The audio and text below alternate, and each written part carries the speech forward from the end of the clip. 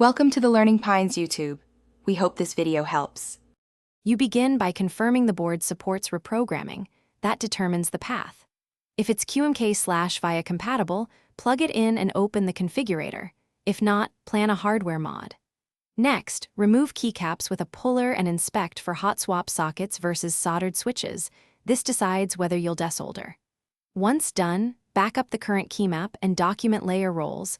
This prevents losing important shortcuts. Make sure to have the correct replacement switch or keycap ready before proceeding.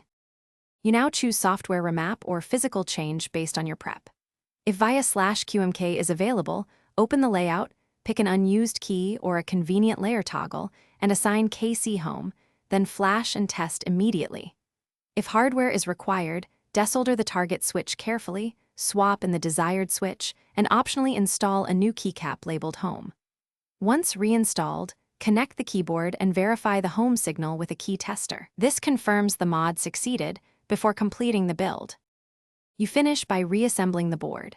Secure plate and stabilizers, then reseat keycaps with correct orientation. Test home in multiple apps to confirm expected behavior. If it fails, first reflash the firmware and ensure that layer priority or combos aren't overriding KC home, then inspect solder joints or hot swap pins for poor contact. If problems persist, try assigning home to a different physical key to isolate a hardware fault. One key troubleshooting tip: cold solder joints often mimic firmware issues, reflow suspect joints. Thanks for watching. Consider subscribing if we helped you.